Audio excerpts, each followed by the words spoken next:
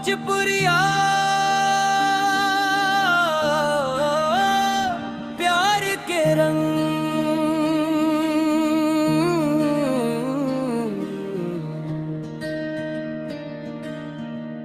तोहरे मुस्की में बसल बा जान हो, तोहरे बिना लागे सुना जहान हो।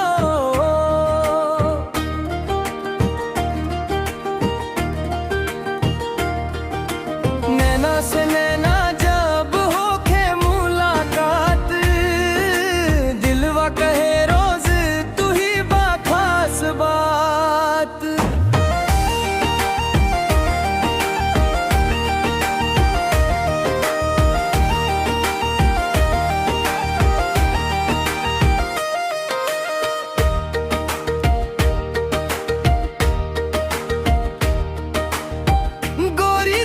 चुनरी हवा में लहराए, देख के तो के मनवा मुस्काए।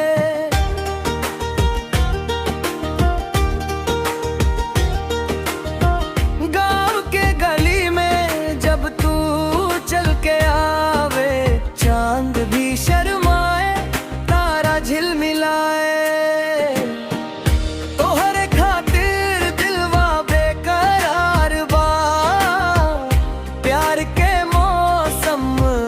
बहार बा हाथ में हाथ रहे, साथ रहे तू जिंदगी भर, बस दिल के पास रहे तू।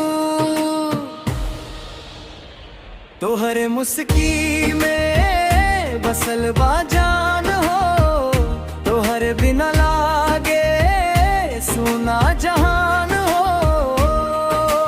नैना से नैना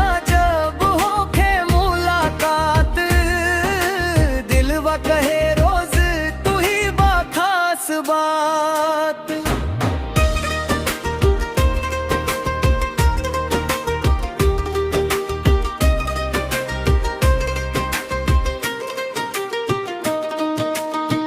बरखा के बूंद जैसे प्यार बरसे, तोहरे नाम से दिलवा धड़के।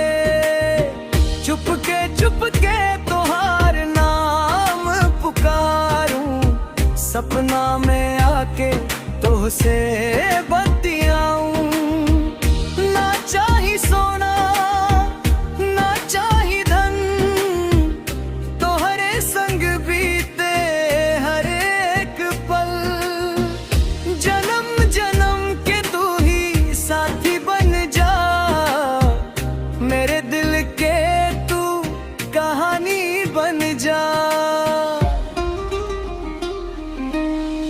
अखियां में सपना, दिल में अरमान, तोहरे संग सजावल अपना जहान। दुनिया चाहे लाख करे सवाल, हमरा प्यार रहे हमेशा बेमिसाल। तोहरे मुस्की में बसल बा जान हो, तोहरे बिना लागे सुना जहान हो। सांस चले जब तक साथ निभाइब, तोहरा के हर पल दिल से चाहाइब। तोहरे मुस्की में बसल बा जान हो, तू ही हमरे प्यार, तू ही पहचान।